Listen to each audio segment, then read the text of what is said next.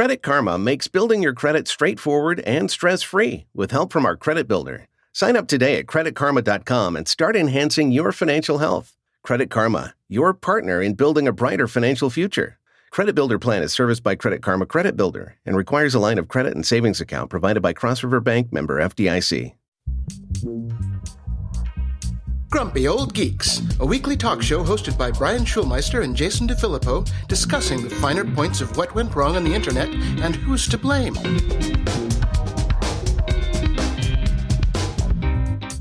Welcome to Grumpy Old Geeks. I'm Jason DeFilippo. And I'm Brian Schulmeister. WordPress drama this week, Brian. Oh, the drama. Okay. Now, I have to admit, I have not particularly followed this because I knew I didn't have to because you are so deeply enmeshed in this. So I figured I'd get the entire story from you. Okay. Well, we started to talk about it when it first hit the fan with little Matty Matt getting up on stage at WordPress Con, whatever, and saying that the great evil are these people at the WP Engine. Mm-hmm. So the way that this thing started to break was that, Matt just has a bug up his ass because they're eating his lunch over at WP Engine. Well, it turns out that is true, but it began long before the WordPress convention, and he's been trying to strong arm these people for money for ages. Right. And he's using all sorts of tactics, but the main tactic that they're using is trademark infringement on the WordPress trademark. So because they use WP in their name? Apparently in some of their documentation, they overreach. They overreach on some of their claims, saying that, there are certain things you're allowed to do and certain things you're not allowed to do, hence the name WP Engine and not WordPress Engine. Yes. But it's been going back and forth, and I've been hanging out on the Reddits just to see. I wanted to see where the zeitgeist was. Because I had made a post on Threads saying, this is the beginning of the end for WordPress. Matt proves to be as petty as the rest of the tech oligarchs, even though he puts on a nice boy front. And I hate that fucking software with unbridled vehemence. So, started with that. Yeah, you always swing soft at the beginning. I know. Yeah. I slide in low so nobody knows what my real position is. Yeah, very subtle. Yeah. And so I got some blowback from Matt himself, who came in and was like, here's a better article. And he says, he's like, hey, you still got my phone number. It hasn't changed. I'm like, dude, you haven't given me your phone number in 20 years. So I've taken all of the pressosphere in. Well, look, let me tell you something. I'm looking right now at Slate, which does not really get deep into internet culture or tech very often. Mm-hmm. Top of the fold, first story I see, there is some reality TV level drama happening at WordPress right now. Yeah, that's kind of it. That's at Slate right now? Yep. Throw that in the show notes, too, because we got a list. Yeah, so he offered an adjustment bonus for people who were not, or an alignment bonus for people who just weren't aligned with his ideals on how he saw this thing shooting down and breaking down with WP Engine. And 8% of the company took him up on it, which is over 100 people. Not insignificant, yeah. No, including the WordPress executive director left. Mm-hmm. So I thought that was interesting. And he's saying that, 92% of the company decided to stay and left $128 million on the table or something close to that. Right. I'm like, okay, yeah, way to flip the script on that when you just lost almost 10% of your company because you made a really dumb thing happen. Well, and the bigger take for me on that is that this must not be the best place in the world to work, because as soon as somebody was throwing a bit of money to leave, 9% of the company did. Yeah. So, yeah, that's what I was thinking, too. I was like, might be, we don't know what type of people left. It could have just been customer service because it was a nice deal to take. But right. When the executive director leaves, that's I'm pretty sure that's an alignment for moral values. Mm-hmm. So David Hannemeyer Hansen has a nice write-up on it calling Automatic is doing open source dirty, which is kind of where I fall with this, too, because this whole thing is around the for-profit branch of WordPress and somebody who's using the open source software however they want, which is the deal you make when you write open source software. Once it's out of the barn, you cannot control where it happens. The only thing that you have rights to are what's in that license that you release the software under. Exactly. So, see, I don't see the problem here at all. I mean, I can see that there was some overreach, and yes, maybe WP Engine should have been smacked a little bit and saying, hey, come on, chill out a bit with using our logos and saying that you do this or that when you can't and you don't. But the underlying business model that WP Engine has, because WordPress is open source, there's no issues there. No, there isn't. None. No, and he's just butthurt that they're better at it than they are. And what WordPress is doing, WordPress.com is gifting these man hours per month back to the core of WordPress, and they're saying that they're doing over 3,800 hours per month with engineering back to the core of WordPress, and WP Engine is doing about 40 hours.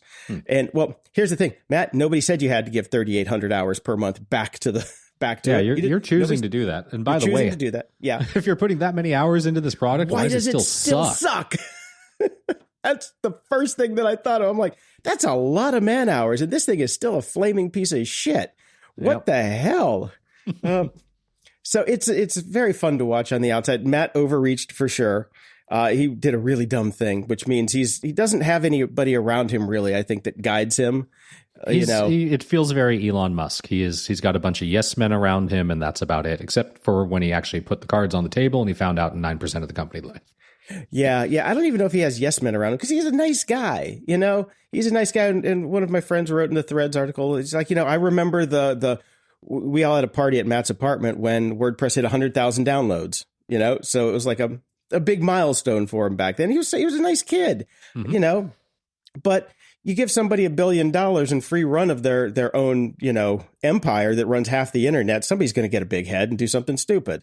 That's just the way of the world. Yeah. And look, the name of the company is Automatic. His name is Matt. He put it in the middle of the name of the company. So if you want to talk about some ego moves, there you go. So he's not immune. He might be a nice guy, but he's still a billionaire, tech oligarch, as I still put it. So there.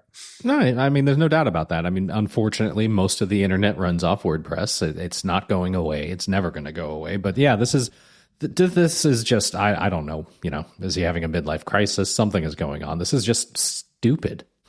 Yeah, I just don't think WordPress.com is raking in the bucks that it was before, and they're losing traction because most people aren't making websites like they used to anymore. No, that's the real thing. You're seeing a decrease across this industry wide. It's not just WordPress that's suffering. There are viable, much better alternatives to WordPress out there, things like Ghost, that are just not getting traction at all because no one cares. Yeah, no one cares.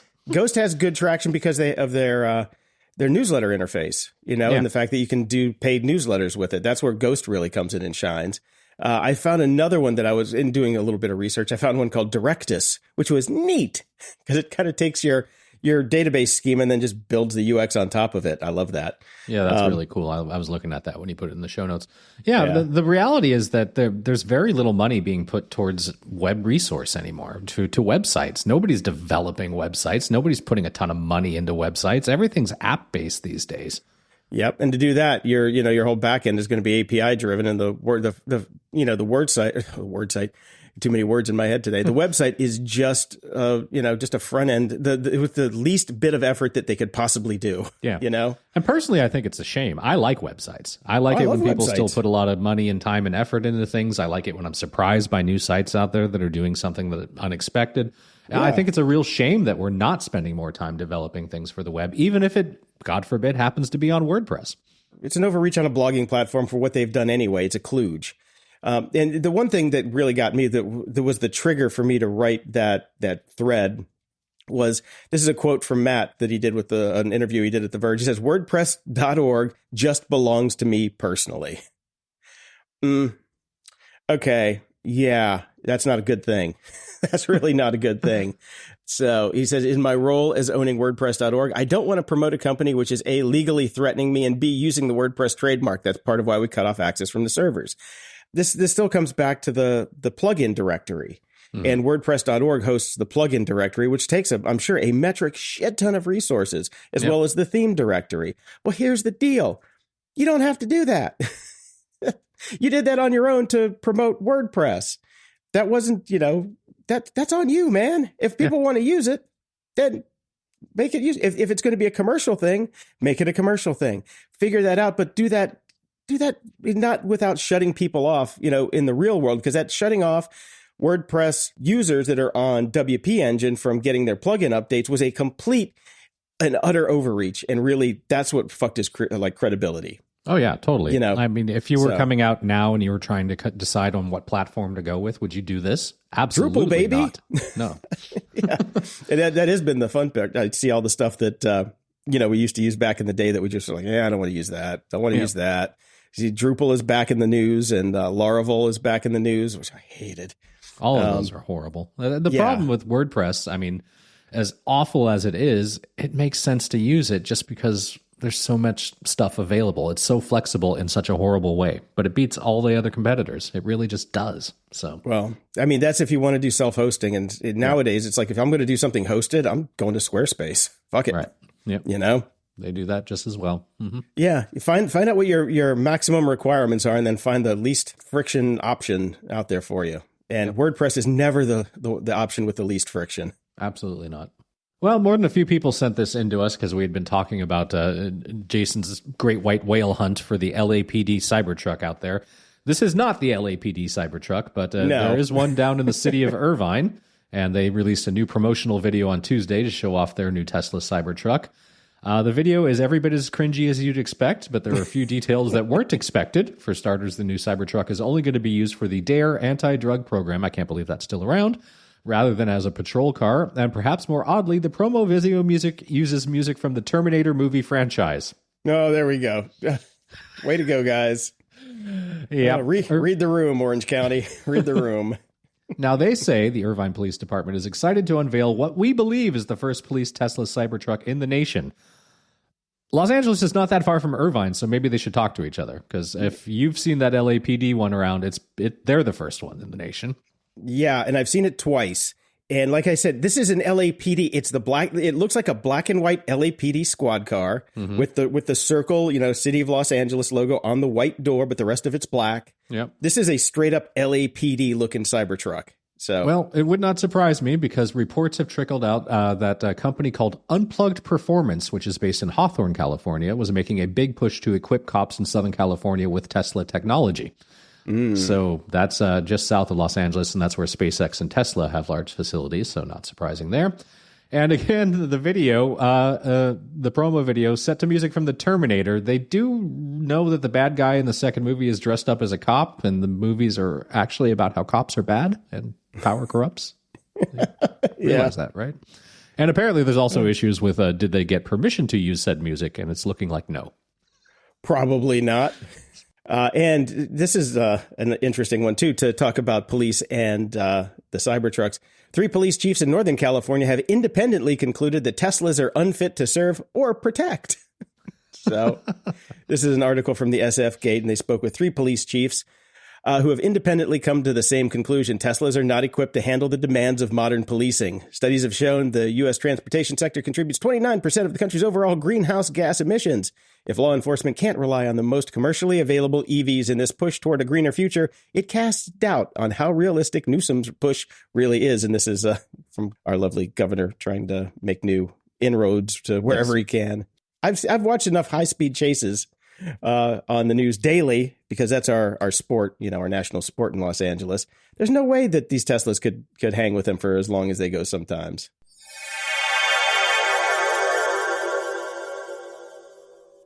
This episode of Grumpy Old Geeks is brought to you by Delete Me.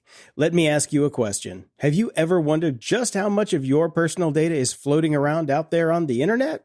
Well, more than you think. Your name, contact info, social security number, even your home address. Data brokers collect it, sell it, and turn it into a commodity for anyone willing to pay. It's scary when you think about how easy it is for that information to end up in the wrong hands, leading to identity theft, spam calls, or even something more severe like harassment. As someone who shares opinions online, I've become hyper-aware of our vulnerability. In today's polarized world, politically motivated attacks are on the rise, especially around election cycles. Delete Me's research shows the amount of personal data available online has tripled in recent years. There's an average of over 525 pieces of personal info on each person, and it's often available for as little as $5. That's why we recommend Delete Me. It's a subscription service that works tirelessly to remove your personal information from hundreds of data brokers. You sign up, Provide them with the details you want removed, and they do all the heavy lifting. They'll even send you regular privacy reports showing what they found, where they found it, and what they've taken down. Delete Me isn't just a one-time thing. They constantly monitor and remove your information, making it much harder for bad actors to find and exploit your personal details. Take control of your data and keep your private life private with Delete Me. And for Grumpy Old Geeks listeners, you can get 20% off your Delete Me plan today. Go to joindeleteme.com/GOG and use promo code GOG at checkout. That's joindeleteme.com/GOG and make sure you use that code GOG at checkout. Don't miss out on this special discount. This episode is brought to you by 1Password Extended Access Management. Imagine your company's security like the quad of a college campus. There are nice brick paths between the buildings. Those are the company-owned devices, IT-approved apps, and managed employee identities. And then there are the paths people actually use, the shortcuts worn through the grass that are the actual straightest line from point A to point B. Those are unmanaged devices, shadow IT apps, and non-employee identities like contractors. Most security tools only work on those happy brick paths, but a lot of security problems take place on the shortcuts. 1Password Extended Access Management is the first security solution that brings all these unmanaged devices, apps, and identities under your control. It ensures that every user credential is strong and protected, every device is known and healthy, and every app is visible. 1Password Extended Access Management solves the problems traditional IAM and MDM can't. It's security for the way we work today, and it's now generally available to companies with Okta and Microsoft Entra, and in beta for Google Workspace customers. Check it out at onepassword.com/grumpyoldgeeks. That's onepassword.com/grumpyoldgeeks. In the news...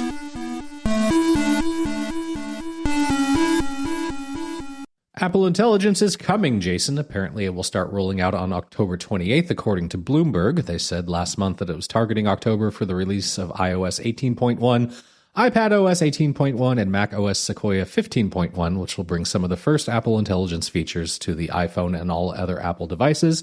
But it did not set a firm release date at the time, so hopefully we'll find out by end of month. The first wave of Apple Intelligence features will include the text editor and summarization tool, writing tools, along with the smart audio recording and transcriptions for mail, notes, pages, and other apps, which means we'll start doing our podcast via notes. Okay. We will also $30 a likely month cheaper. Yeah. We will also likely see the new Memories feature in Photos, which is designed to be an easy-to-use editor for making movies with images from the gallery, and Cleanup, which can remove objects from the backgrounds of images. I think they don't really need AI for that, but, I guess it'll be better if they do it. So we'll see. Yeah. I've had it for a couple weeks now. The text summarization and the mail summarization is horrible. Absolutely horrible. Right. Yeah, it is not good. And as our next story will tell you exactly why it's not that good. Man learns he's being dumped via dystopian AI summary of texts. A New York software developer, Nick Spreen, was dumped via an AI-generated text summary on his iPhone 15 Pro. Using Apple's upcoming Apple Intelligence feature, which summarizes text messages, the AI summarized several breakup texts from his girlfriend with a blunt message, no longer in a relationship, wants belongings from the apartment. I don't know. I think I'd actually appreciate that short summary without all the, I'm sure, very personal bits and very angry bits that were left out of it. Spreen commented that while the AI added distance felt dystopian, it also made the breakup feel much more manageable. Oh, well, so, there you go. There you go. You sir are correct. Yeah. Maybe I'm wrong about all this AI stuff. Maybe it does have a purpose. Oh, boy. Well, despite the X's recent decision to abide by the demands of the Brazilian Supreme Court, X still isn't back online in Brazil, at least as of yesterday. And that's at least in part because it paid its fines to the wrong bank. Oops. How do you manage that? I don't know, but in late September, X had named a legal representative for the country, as they were ordered to do, and took down the accounts that they were ordered to do, like a handful of them, because, Elon was just being a prick and said he wasn't going to do it. But then he finally did it, and the last hurdle was to pay off the fines that had racked up, reportedly amounting to roughly $5 million. Citing Friday's court filings, Reuters reports that X paid its fines and requested to have their services restored, but then The Justice Alexandra de Moraes said the funds went to the wrong bank and the decision will have to wait until they've been transferred, which will take 5 to 7 business days. Could you pay an extra $5 to have it done that day, like with the fast transfer they have now? Yeah, you can maybe wire it. I don't know. Do you have the routing number? And do you have Swift code? We've got to sort this out. How you screw that up is beyond me. But then again, it is 2 big agencies. So there you go. Yeah. X has also lost a legal fight in Australia in which the company tried to avoid a $400,000 fine by claiming that Twitter no longer exists. The creative legal well, first off, they're not exactly wrong. In an existential realm, yes, it definitely does not exist anymore. Yes. The creative legal argument, which was first spotted by Ars Technica, came amid a more than year-long dispute with Australia's e-safety commission. The commission had asked the company, then known as Twitter, to provide details about its handling of child sexual exploitation on the platform last February. In its response, X failed to answer a number of questions and left some sections entirely blank, the commission said in a statement last year, and as a result, they got the fine for noncompliance. In an attempt to fight the fine that led to X to claim that it shouldn't be responsible since Twitter had ceased to exist. You asked Twitter for this. We are Twitter. We are X. Australian federal judge Michael Wheelahan, however, found the claim unconvincing, saying that X's argument required leaps in logic that were not supported by adequate explanation. Yeah. It's a good one. It's a good try, though. Got to give him that. Good attempt, I guess. Yep. And we had been talking about the Internet Archive recently. They've had a rough week. They've been hit with a series of denial of service attacks this week that have taken the service offline. According to security researcher Troy Hunt, the attack came just as the Internet Archive was preparing to disclose a previous breach of its site that resulted in the theft of more than 31 million records. Hunt, who owns Have I Been Pwned service, said the timing of the 2 attacks appear to be entirely coincidental and there are likely multiple parties involved. It's clearly not just one attack. So that's unfortunate. I do like the service, but I don't know why they're being targeted, but they certainly are at the moment. Yep. Yeah, I got my Have I Been Pwned notification when that happened this week. And it's kind of more disconcerting that it was 2 separate entities that took them down. It's like, okay. Yep. What do you got going on over there?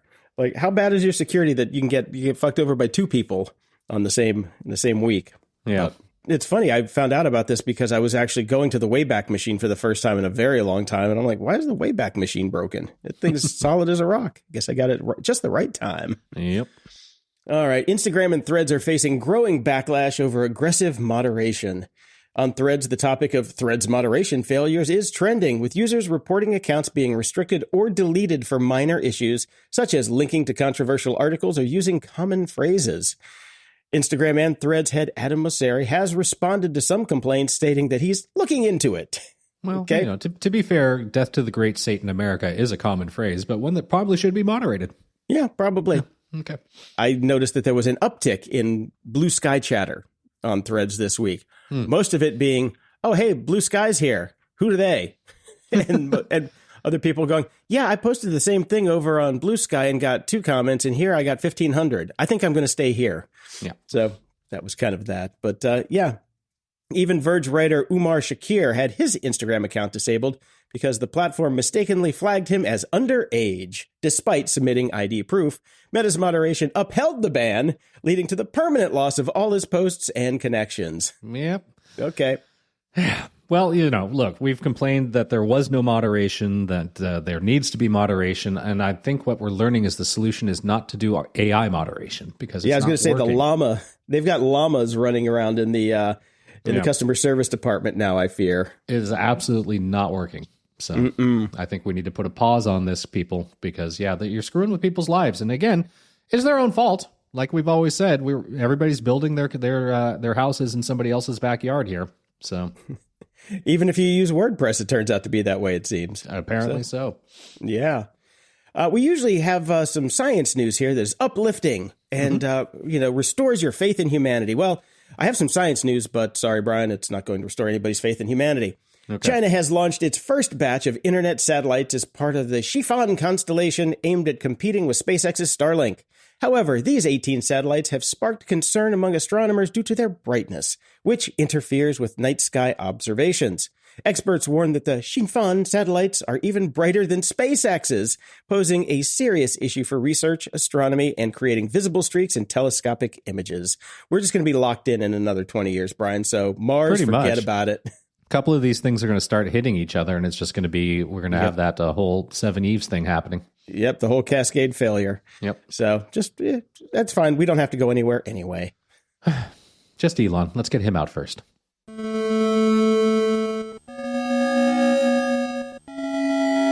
Media Candy. Okay, we're going to start off with some good stuff this week, Brian. Mm-hmm. The Penguin. I'm finally into The Penguin, 3 episodes in. That's all there are. Best thing on TV. I've heard down. it's like a good gangster thing that it didn't even really need to be in the DC universe at all. Well, I like that it is, because it's one of those ones where it takes the supervillains and just turns them into normal people. There's no superpowers or anything like that. It is a great gangster story, and that's what the Penguin story always was. So cool. But the makeup that they do with Colin Farrell is just, he's not in there. When you watch him, between his performance and the makeup, he is not in there. It's amazing. But the story's fantastic. It's really dense, lots of story per hour, and the effects are top notch. So all in all, I am loving the Penguin. I'm just laughing a little bit because back in the day when Colin Farrell was having his, I guess we would say, troubles. Yes, he would occasionally be a Main Street local in Santa Monica, and I have seen him not be in there. Okay, I was across a bar from him, and he was not in there. Awesome. I'm glad he sorted himself out. Yeah, me too, because it's amazing. Definitely watch it. Beetlejuice. Have you had a chance to check that one out yet, Brian? I have not. I will be. My son's a bit too young for it, so I have to wait until it's going to be on a streaming thing and watch it at night. So okay, it is on a streaming thing now. Now you can rent it if you like. Oh, okay, cool. This week, I would wait till it's free personally. Okay, yeah, I'm not in a rush, to be honest. Yeah, don't be in a rush. It was okay. I've heard it's good, not amazing, but good. Yeah. I think it's. I would put the new Ghostbusters movie a little bit higher than Beetlejuice. They're on the same kind of the same level with historical accuracy and things like that. But I like the Ghostbusters movie more. Okay, when you want to go for the old ones. Well, in my opinion, and it's not a completely out of the blue opinion. A lot of people agree. Tim Burton's been on a bit of a downward trajectory, so even revisiting one of his most beloved IPs is probably not going to save that. No, it didn't. So, but it had Winona, so who cares? Yeah. Who cares? Who cares? I watched the new Salem's Lot that came out this week on Max. Skip that one. Yeah, I've heard it's not great. Skip it. Go to the 1979 version, which is also available on Max. Yeah. So if you're gonna take the time, watch the old one. I've watched them both. The old one is still the best, hands down. The new Joker movie came out last week too. Yeah. Oh boy. Oh, now I've seen variations of. I've never walked out of a movie before in my entire life, but here we are. It's that bad. Yeah. It is really that bad. I lasted 37 minutes. I tried. I just couldn't do it. Yeah. I have zero interest in this at all to begin with. And I just, what I've read of it, I will absolutely never, ever watch this. And just seems, it's not even bad enough to be like amusingly bad. It's just bad. No, it's bad. Yeah. That's the thing. It is really just bad. Did you see the original, the part 1? I didn't because I don't care. Okay. Like, for me, it's like you're never going to beat Heath Ledger as the Joker. And if you want to go back before that, I still have a soft spot, speaking of Tim Burton, for Jack Nicholson's Joker. And I just don't like what's-his-face. I can't stand the guy. So there you go. I thought the first one was okay. It was a new type of Joker, a new type of reboot. But oh man, they killed it on this. This is bad. Bad. And I hear the twist at the end is kind of like, oh really? Come on. Yeah, I couldn't even get that far. I was hoping to get through it, but it was like over 2 hours long, and I'm like, no, I just can't do it. Right. I'd rather just watch. It's Halloween season. I want to go watch something scary, not something just bad. This is really interesting news because I'm a fan of the show Ray Donovan. There's a new spinoff coming called The Donovans, but it's with Guy Ritchie, which I'm happy about because his latest Netflix fare was amazing. The Gentleman, highly recommend that. The movie and the series. This is a Paramount Plus series, which is interesting. Since I thought Paramount Plus was, Cutting back and bailing water because everything's sinking over there. Yep. Especially once you hear the cast on this one. Tom Hardy, Helen Mirren, and Pierce Brosnan are all near their final agreement signing. So hopefully they'll get that done because that's a pretty good cast. Well, that's a great cast. And I got now that Maggie Smith has passed, I'm down to Helen Mirren as like my, oh my God, you're a hot 90-year-old. That's what you got. That's where we're at, Brian. We've passed that Rubicon in life. Yes, we've moved from Maggie Smith and we're holding on to Helen Mirren. That's it. We talked about the show Chaos that was on Netflix recently, and I thought the first episode was decent. I was getting ready to consider watching it until this news hit the wires. Chaos has been canceled, yes. Yeah. So there you go. Not watching it. Yeah. Apparently they were pretty deep into season 2 pre-production, but Netflix cut the cord when they looked at the numbers. I couldn't bring myself to go back to watch the second episode. Every time something else would come up, like scrolling TikTok was even more interesting. I'm like, I'd rather just sit here and doom scroll for a little bit than fire up the TV. But on some good news, Reacher has finally got its early season renewal for season 4. So that's over at Amazon Prime. I love Reacher. It's a good show. Highly recommended. Yes. There you go. Earlier this week, HBO aired a documentary about Bitcoin that claimed to reveal the identity of cryptocurrency's anonymous creator, Satoshi Nakamoto. Mm-hmm. So this is called Money Electric, and journalist Cullen Hoback chased the identity of the mysterious creator and came to a controversial conclusion. And by controversial, meaning absolutely anybody involved says there's no fucking way it's this guy. According to Hoback, Satoshi is software developer Peter Todd. Mm-hmm. He has repeatedly said he is not Satoshi, but did he wink? I don't know. And the cryptocurrency community has roundly rejected the theory. Todd is a bit of a trickster and a troll. Others in the film describe him as a contrarian. He was in his early 20s when Bitcoin appeared, and he did post on Bitcoin Talk, a forum where Satoshi posted before vanishing from the internet. Todd is a character in the documentary, present for large portions of the film as a kind of jester figure. More than once, Todd looks directly at the camera and says, "I am Satoshi," with a shit-eating grin on his face. And then, for the record, I am not Satoshi, he told CNN after the documentary aired. And as I mentioned, the cryptocurrency community has firmly rejected the theory. In the film, Bitcoin ambassador Samson Mao says Peter was ruled out a long time ago. So nothing there, I guess. I don't know. The guy did the QAnon documentary and basically found Q, so I give him some credit for that. And I was trying to listen to the Hard Fork episode this morning because I had the filmmaker on. Mm-hmm. So I fell asleep though. I can't. I think I'm just going to watch it just to check it out. Right. Because it's something to watch that's not chaos, since I don't have to watch episode 2 of that anymore. So that's true. Yeah. Yeah. Got some time on my hands. Yeah. And we were talking about Green Day last week. They are also in the news again. Green Day's Dookie has been demastered. So if you want to listen to Dookie, the seminal album that kind of broke them, you can now hear what Basket Case might sound like through a big mouth Billy Bass. Listen to Welcome to Paradise via a Game Boy cartridge, and enjoy Or Not When I Come Around from a wax cylinder. Other formats that they've released include an answering machine, a toothbrush, an animatronic stuffed animal, floppy disk, doorbell, Fisher-Price record, hit clip, and a mini disc. It's kind of clever, actually. You can hear what they sound like on the Dookie Demastered website, but if you want to own one, you'll need to be lucky. They've only made a certain number of each of these, and you actually have to basically enter a lottery to be able to buy them. I think I'll pass. Yeah, I think I'll pass. It's fine. It's cool. Yeah, and it's not their first album, which you said the right one. It was the breakout album. Yeah. Everybody I see is like, it's Green Day's first album. No, it's not. They had albums before that. It's the one that actually did something. That's when people went, "Oh, who is this band?" Yeah. Green Day's first album was 39 Smooth, and they only sold 3,000 copies of that one. Yeah.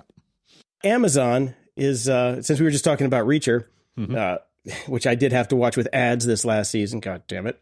Mm-hmm. Amazon is attempting to dismiss a class action lawsuit related to its Prime Video Services ad-supported tier.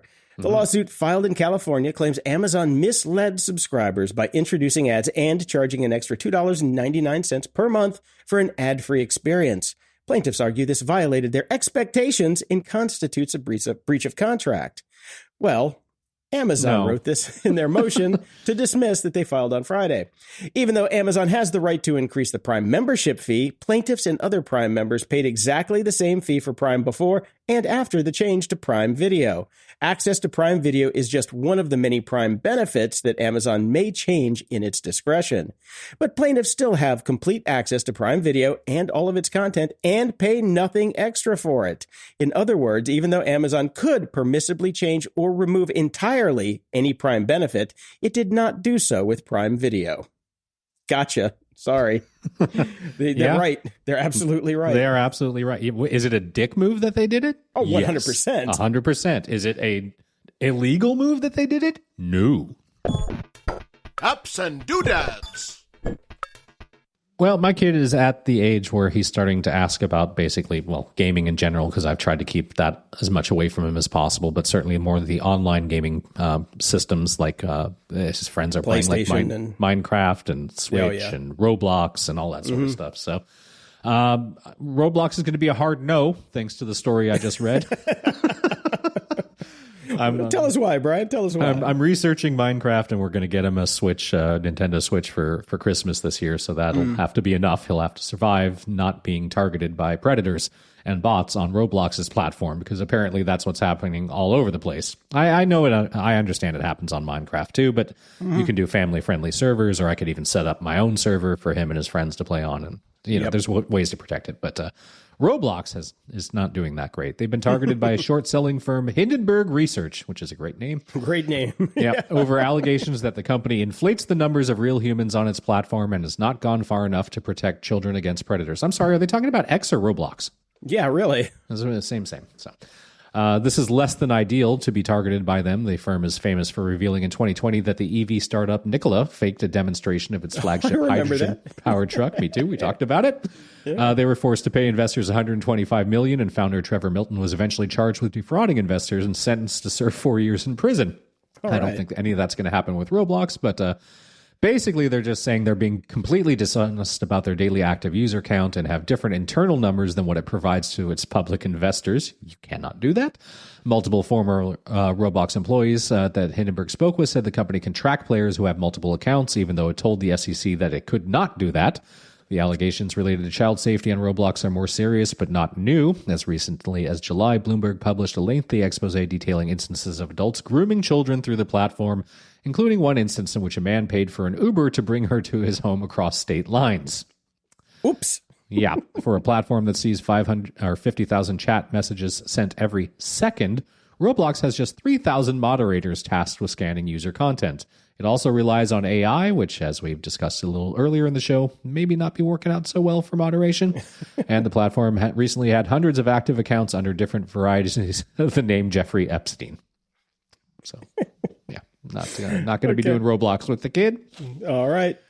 And we touched on this a little bit earlier about the things going on with Instagram and Threads, but if you're active on Meta's Threads app, which I have been dipping my toe into, but this is what I'm encountering a lot, and it's kind of keeping me away from it, all the engagement bait that is flooding the For You feed. Now, Instagram chief Adam Mosseri has acknowledged the issue, saying the company is working to get it under control after a spike in such posts. He didn't say what steps the company is taking, but he said there would be more to come on the issue. This shit's all over. Like, I don't know which is worse, X's For You MAGA fucking feed or the insane Threads For You feed that is all fucking engagement bait. It's just horrible. Horrible. I don't know. Which ones do you get the most? Because the ones I get are, they all start off with, I don't know if anybody cares, but... There's a lot of that. I see a lot of fake posts about celebrities that have not died dying.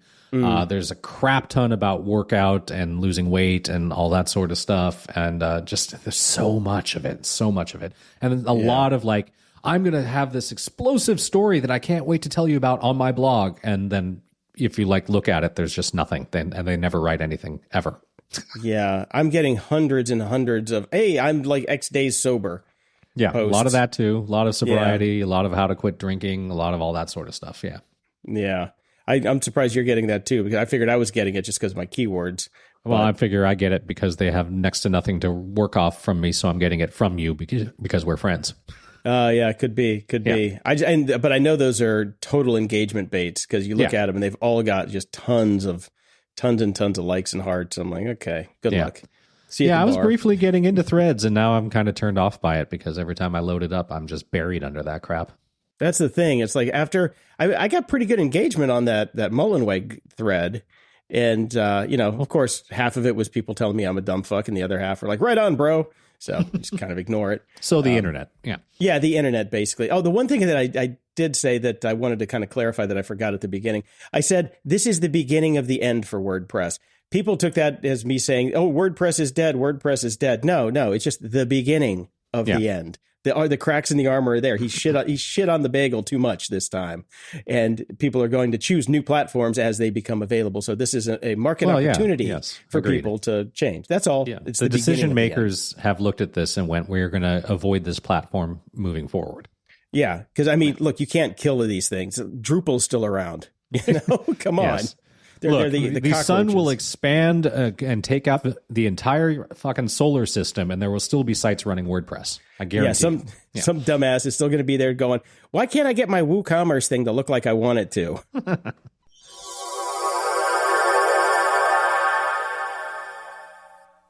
Introducing Bluehost Cloud, ultra-fast WordPress hosting with 100% uptime. Want a website with unmatched power, speed, and control? Of course you do. And now you can have all three with Bluehost Cloud, the new web hosting plan from Bluehost. Not only is Bluehost Cloud our fastest web hosting available, but it's also built for WordPress creators by WordPress experts. With 100% uptime and incredibly speedy load times, your WordPress websites will be dependable and lightning fast on a global scale. Plus, your sites can handle even the biggest traffic spikes without going down or lagging. And with Bluehost Cloud, you get 24/7 WordPress priority support, meaning you're connected to WordPress experts anytime you need them. Not to mention, you automatically get daily backups and world-class security. So what are you waiting for? Get Bluehost Cloud today by visiting Bluehost.com. That's Bluehost.com.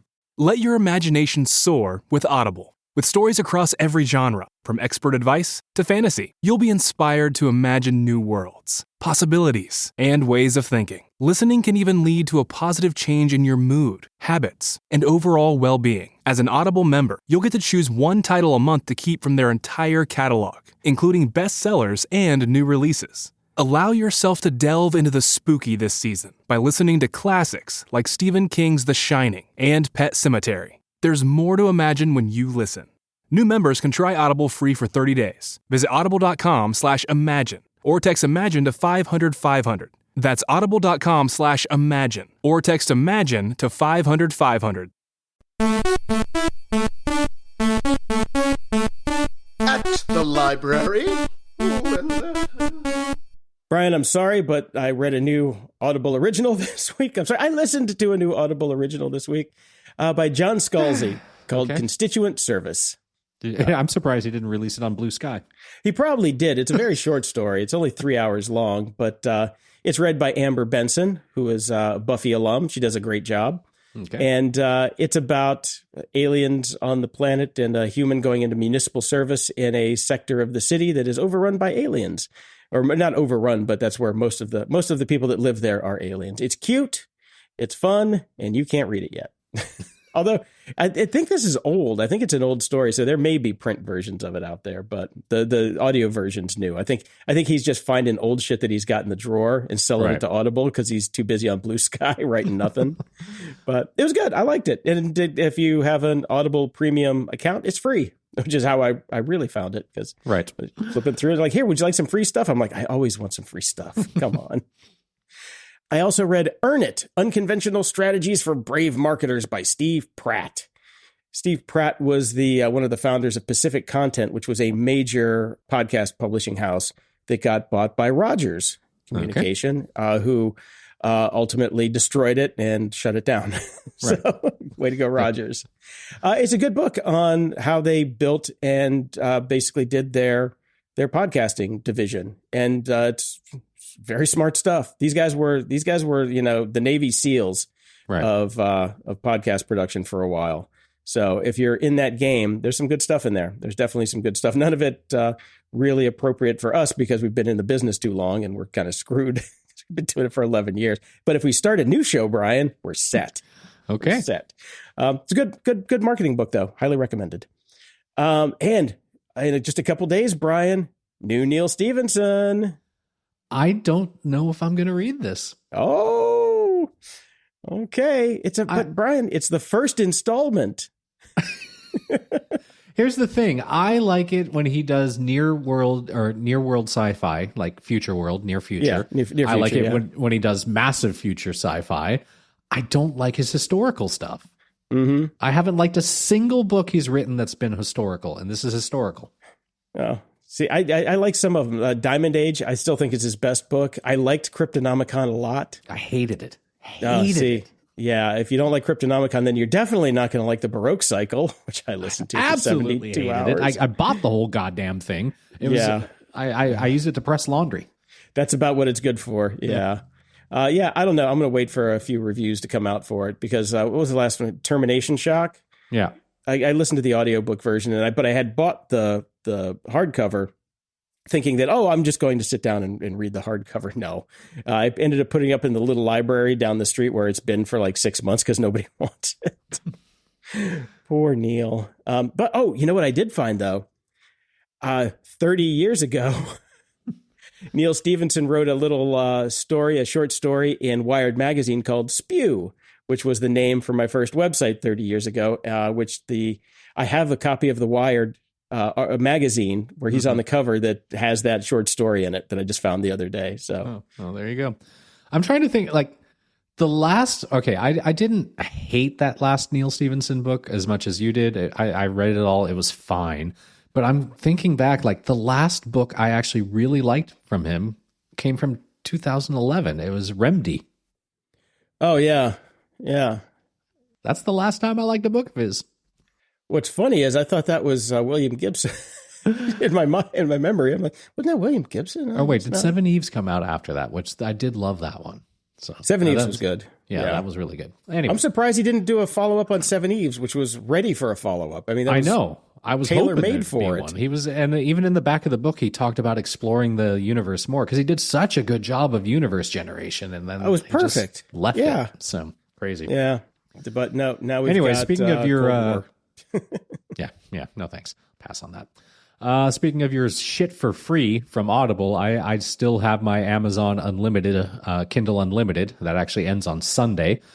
Because I had found the one book, The Mists of Time, or the Echoes of Extinction series. I'm now cruised through and finished the third book on it. I'm breaking my rule because I don't want to have to pay for any of these books, Jason. Mm-hmm. And since I've got the free trial, I'm powering through. Zipping through. Yeah, and they're all fine. It's very, it's crapper sci-fi.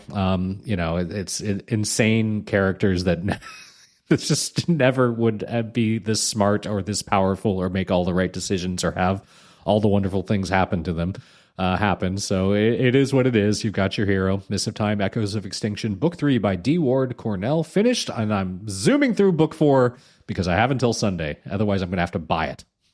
Get reading. Yep. The Dark Side. Ha! With Dave.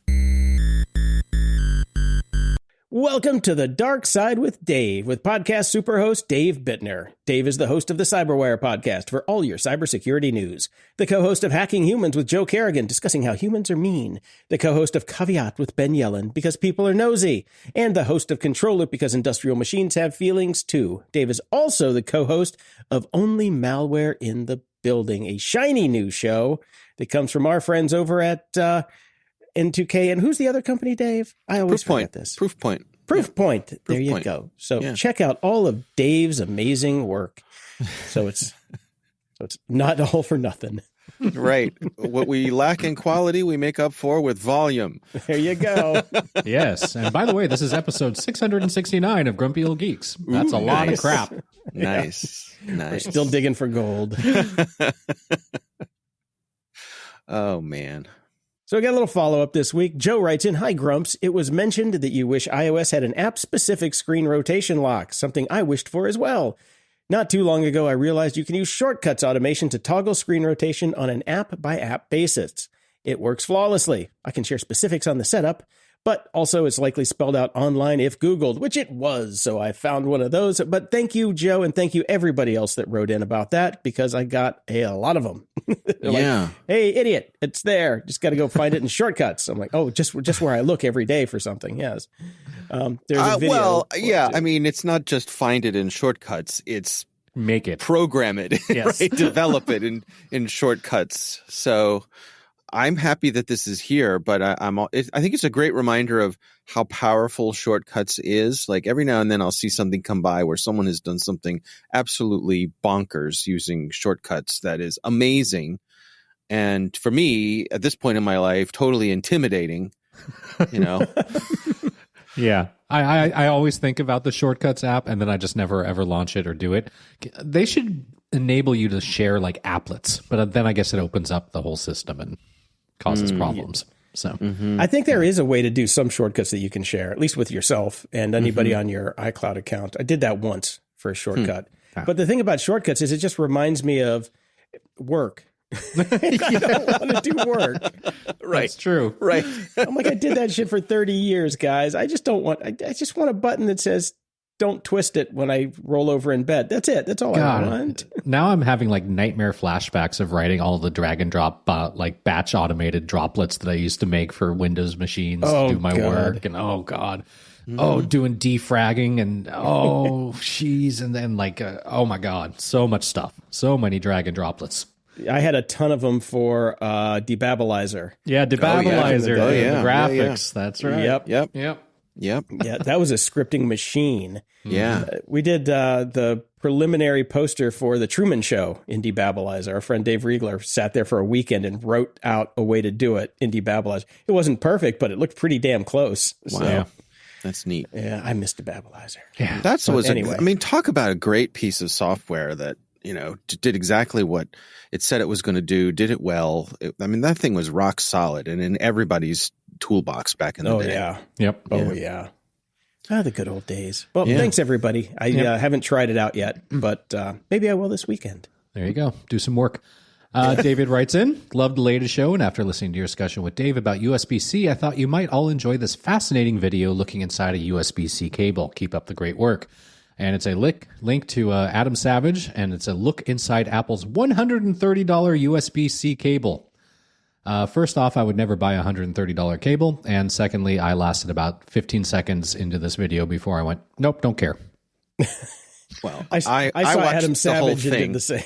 Oh, good. Dave did. All right. I watched this when it originally came out, which was a few months ago, I guess, maybe even longer. And I don't know. We'll have to swing back around, put a pin in the disdain for Adam Savage. But I enjoyed this video. I think it is remarkable what's inside of this cable. It ain't just wires, folks.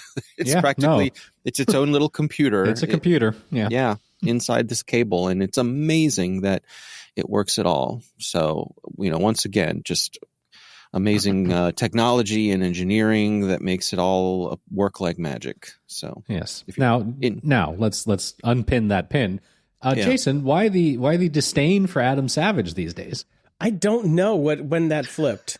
There was a time when I loved Adam Savage and I loved his stuff. I think it comes back to his old podcast being so bad that the audio quality. The audio was so terrible, and they just didn't care. That's true.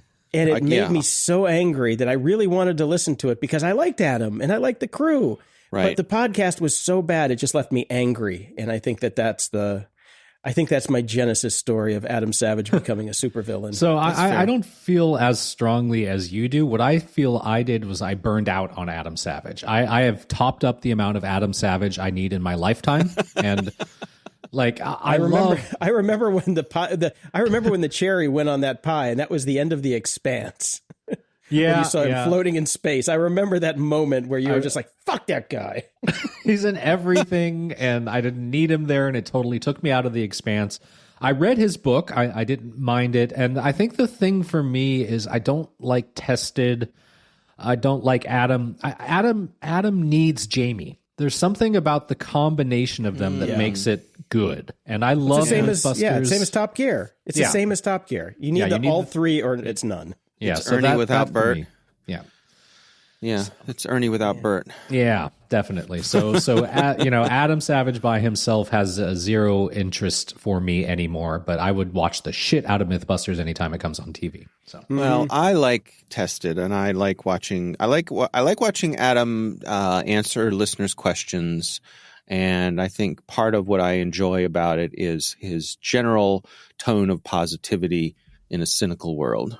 I agree, and that's probably why I hate him. Yeah, same here. Right? Who needs that? Who needs that shit? We all know it's bad. Yeah. Yeah. Oh, fair enough. All right. Mm-hmm.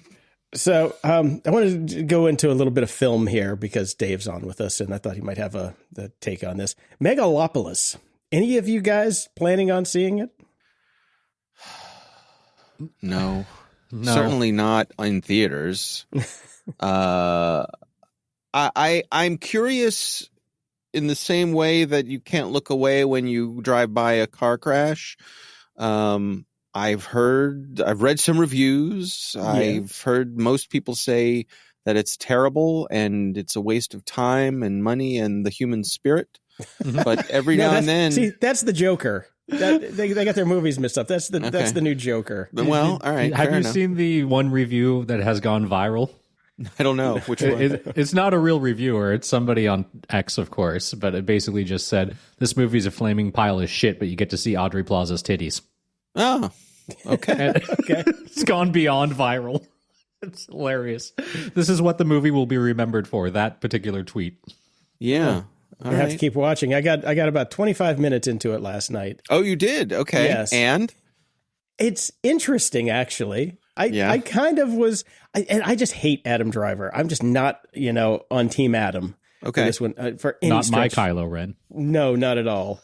Not at all. No Adam Savage, no Adam Driver. It's the Adams, I think. Yeah. Fuck Adam Carolla. That's right. Yeah.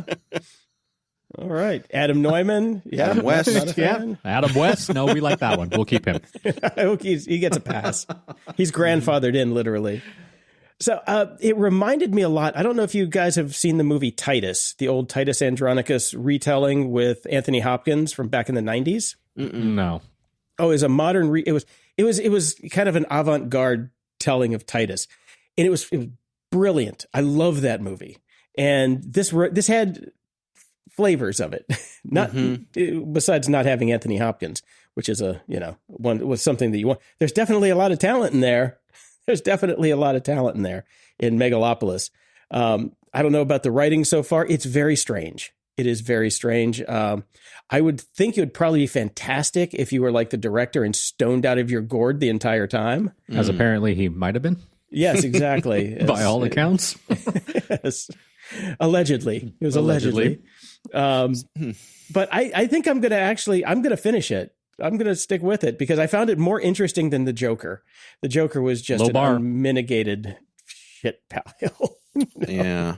Yeah. But this actually has the makings of something just weird and trippy. I don't know. See, I tend to like movies that are bold, that take bold swings. Like I like for me, if you tell me the Last Jedi is your favorite Star Wars movie, I swear to God, no. You're joining Adam Savage in the shit pile. No. I'm thinking of like Moulin Rouge, like Baz Luhrmann films. Love that movie. Yeah, like, it's self-aware, it's bold, it's stylistically bold, self-conscious of its own style, and some people don't like that, but I do. I like it. And so that makes me wonder if I might enjoy this for that. As an art piece so far, I like it. Okay. It doesn't make any sense yet at all. I mean, it looks very pretty. Yeah, it is. Yeah. Okay. So, okay. I'll finish up my review next week when I get a chance to finish it. It's not super long, so I'm happy about that. Yeah. But yeah, it is definitely not a mass market movie. Right. I think by any stretch. Yet it's absolutely being marketed as if it is. Yes. Yeah. with fake reviews and everything. Yes. So. Yeah. Okay, let's move on to something else. Let's talk about Tesla's Cybercab. Mm-hmm. Because, Dave, you said you like when we come up with random topics and we just go. So here's a random one. Sure. I stayed up last night to watch the live unveiling, which was an hour late. Had to wait for tracks. Elon to come down. To dismount his ego for a minute. Yeah. So I stuck it out to listen to about 15 minutes of his blibbity blibbity blibbity blah until he got to the time when we talked about how much it was and when it's coming out. And I'm like, this thing's never coming out this decade. Forget it. He said it's gonna cost $30,000 and come out in late, or they're gonna go into production by late 26, maybe 27, maybe so, 29 or 30. Yeah. 30. Right. Look at 30. So let's remember the Cybertruck, which was going to cost $40,000. Yep. And come out in a year or two. And it came out at $100,000 and took 4 or 5 years, something like that. Yep. And is a piece of crap. Yep. Absolutely. Yep. I'm just saying build quality. The thing's a piece of crap. You drive down the road and pieces fall off. Like that's not $100,000 car. I'm sorry. Well, look, even the Teslas that have been around for quite some time now are shoddily built. Frankly, they're just not great machines. So. Right. But and they have shitty customer service, which makes it even better. Yes. Yeah. Yeah. No, it's a dumpster fire. It's just I don't understand why we continue to give this man the attention that we do. I wonder. I'm trying to think of a comparison. So, is Musk the P.T. Barnum of our age? Well, he's got a lot more power and money than P.T. Barnum ever did. Right. So I was thinking the same thing. So is he what happens when Richie Rich grows up? Or fails to grow up. Or fails to grow up, yes. Right. Yeah. Pretty close. I mean, it's somebody that gets everything that they want and has created a complete fantasy world around themselves. And somehow, so many people seem to buy into it to feed it. I don't get it. Right. And to me, this is the thing. Like, one of the biggest issues with allowing billionaires, and I've said here before, I believe the fact that billionaires exist is a policy failure. I have nothing against rich people, but I do think when you get to the point of being a billionaire, which I consider to be wealth hoarding, we have a problem. And one of the big problems is these folks, you get this class of people who, through their wealth, get to lead consequence-free lives. And that throws things out of balance. And that's what we've got with him. Yep, I agree. He's a man child, but has tremendous power, huge government contracts. With SpaceX, and just the notion that people are relying on him during natural disasters, I think, is terrifying. It is. It's 100% terrifying. He's become a government unto himself, and to some degree, and that's horrifying. Yeah. So. I don't know. I mean, I think that back to the cyber cab, it's just a joke. It's silly. It's silly. I'm looking forward to Dave's new podcast, We Love Elon, on all things going well in Elon's world. Maybe I could, I'll team up with the Elon AI, something like that, and just talk about. Yes, Grok. You can get it now for $9.99 a month over at X.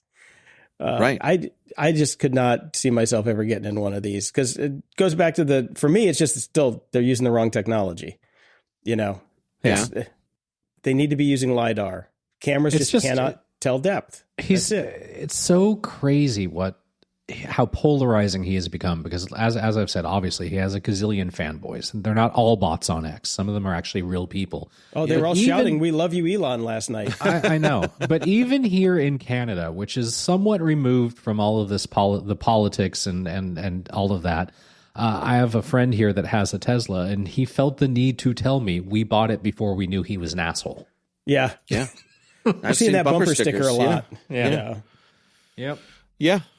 No, I have friends of mine who have a friend who is quite well to do and owned every Tesla there was. So bought the Roadster, had, I think, the first Model X. No, what was the Model S was the first one.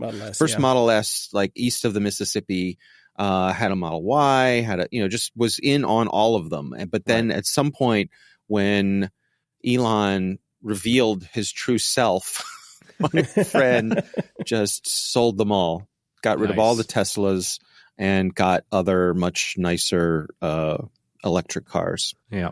Loves the electric cars, but so someone who has the ability to do that, and I would say most people do not have the ability to just uninvest in those and replace them. No. I mean, even I know people don't have the kind of things that I had, which I never bought a Tesla, but I was heavily invested in Tesla, and Elon did make me an awful lot of money. But when same thing, when he revealed his true self, I divested myself of Tesla. I sold all my shares. Like, I don't have a share anymore. Mm-hmm. And I won't, never will. Yeah. Well, there you go. I wonder what the true effect of all that is on Tesla, the company, because I know a lot of folks who previously would have considered getting one and now wouldn't. Yeah, definitely. I think it's got to be hurting. So yeah, you can't make it up with a bunch of crazy ass people buying Cybertrucks. That's not going to save the company. You actually really need a real car that people want. Right. Yeah. Right. Yeah. How many Cybertrucks could you possibly sell? It's apparently all of them in my neighborhood because they're everywhere. We've got a few of them around here, and I just shake my head every time one rolls by. I don't understand it, but I hope it makes their buyers happy. So speaking of natural disasters, I am thinking about getting my ham radio license. Okay. Is this hurricane sparked or magnetic storm sparked? No. It is hurricane sparked. So as I mentioned here before, when I was in college, my roommate was a ham radio expert. He was president of the ham radio club at our university. We had a whole rig in our room. So, and all of his friends were into this. So I was very ham radio adjacent. So I got to see all the stuff. I got to participate in a lot of the stuff. I went to HamFests with him and enjoyed that. Very geeky. We had to explain to my girlfriend that HamFests were not actually about ham and bacon. I would be very disappointed if I went with you. I'd be like, I went to the Renaissance Fair with you. I got the turkey leg. I'm up for HamFest. Yeah, exactly. So there's some folks on Mastodon that I follow who are ham radio folks, and they were talking all about the degree to which ham radio has really stepped up and provided useful functionality during these natural disasters.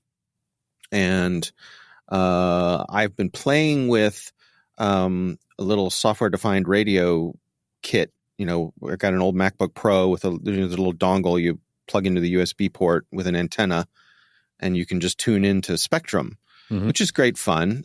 You listen to the local airport and the local ham repeater and all that kind of stuff.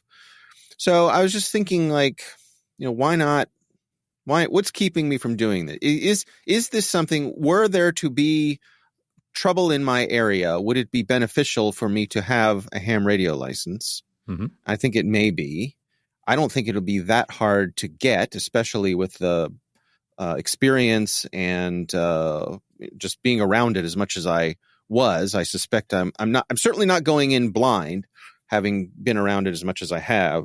Mm-hmm. So I thought, why not? Maybe this would be a fun thing to do, a fun project to get my license. There are all kinds of like super cheap ham radio rigs now from China, of course, differing degrees of quality. So one also has to question: will they actually work in some sort of maybe non-natural disaster? Since they're all from China, right. And I did get But here's the flip side of it. And this is my concern, which is I went to a HamFest earlier this year, having not been to one in 20 years. And it was depressing. Okay. Not a lady in sight. Well, no. Well, that hasn't changed. It's always been that way. Yeah. But first of all, this takes place at the local fairgrounds. It was about an eighth the size of what it used to be in terms of the number of people who were there, the dealers, the people, because it's very much like a flea market kind of environment, people buying and selling stuff. And it was just old white guys with long beards. So it's the same. Well, it's the same, but distilled, right? Yes. Like these are the lifers who are still in the hobby, who are hardy enough to have survived. right? Yes. Right. So I wonder about putting time into something that is in decline. But I'm not, the thing is, I'm not going at it like for social reasons. Like I don't anticipate myself hanging out on the ham radio at night, chatting and trying to collect, Well, the first off, postcards. you'd have to grow a beard.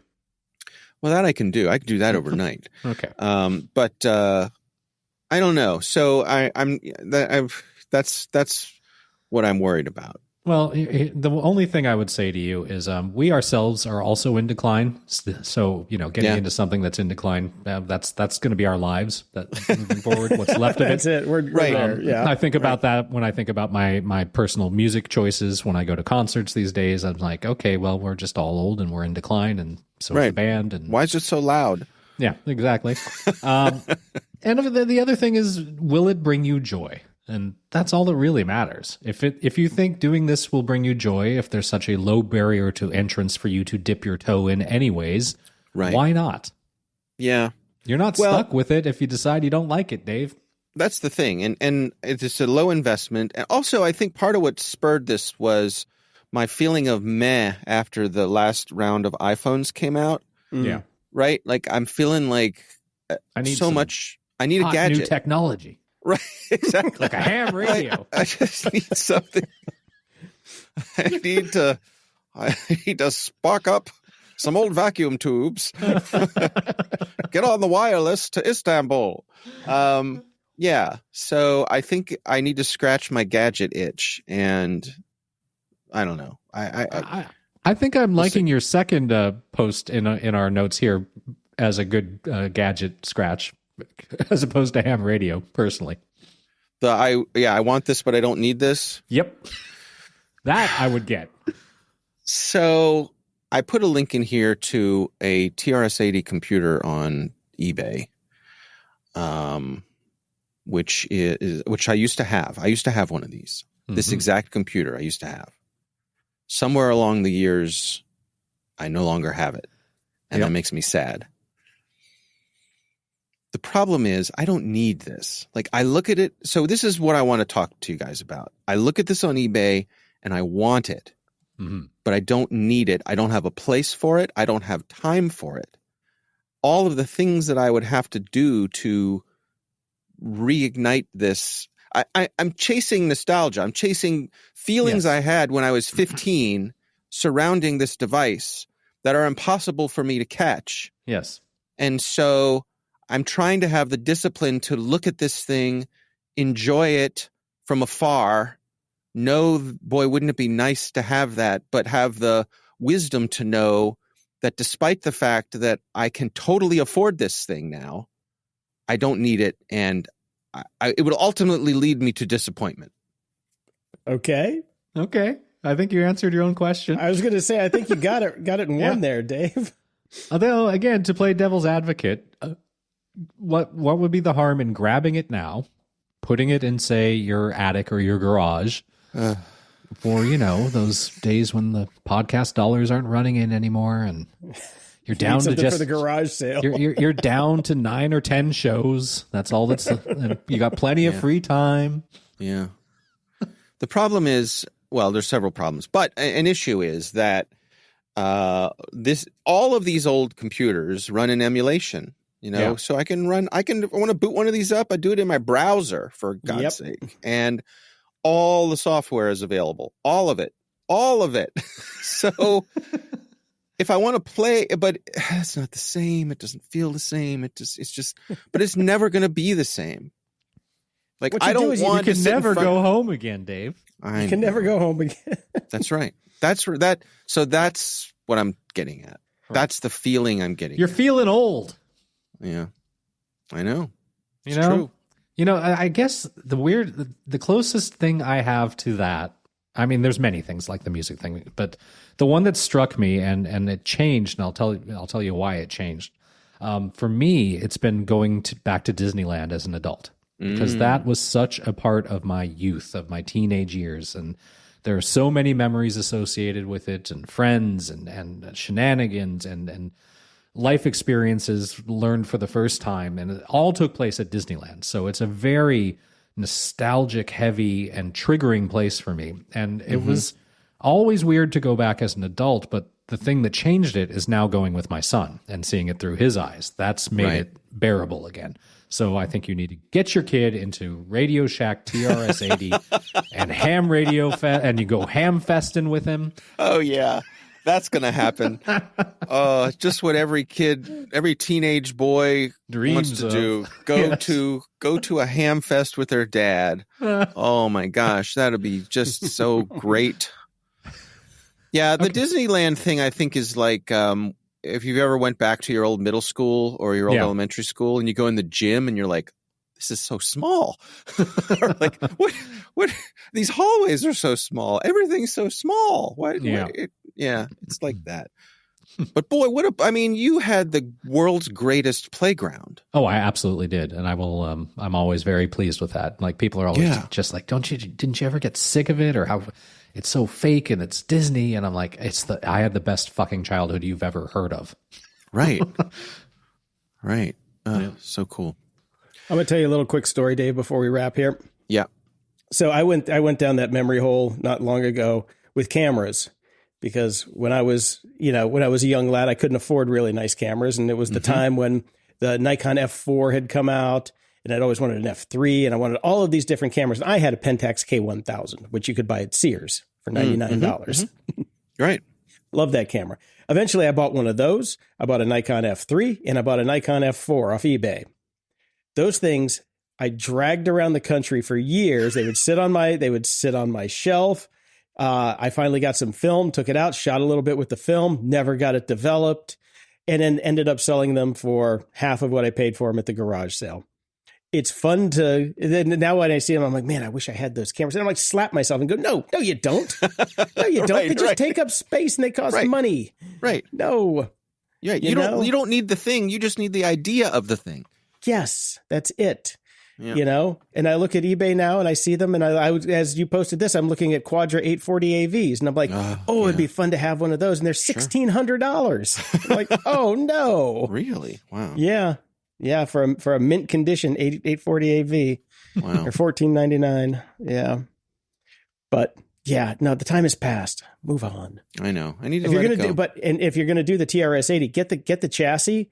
Rip it out, rip out the guts, put in a micro PC that you can run all the emulators on, and then plug that into your TV. So you have the box, you have the keyboard feel, you got the clickety click, but you have all the software ready to go at actual human speeds now. You don't have to wait. It's like those Atari joysticks they sold at Urban Outfitters for a while that basically had all the games built into it, just the joystick.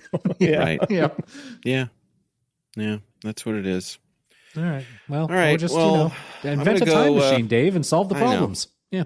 Well, thanks, Guy. I'm going to go leaf through some old Radio Shack catalogs. I'll send you the link for that show. Yeah.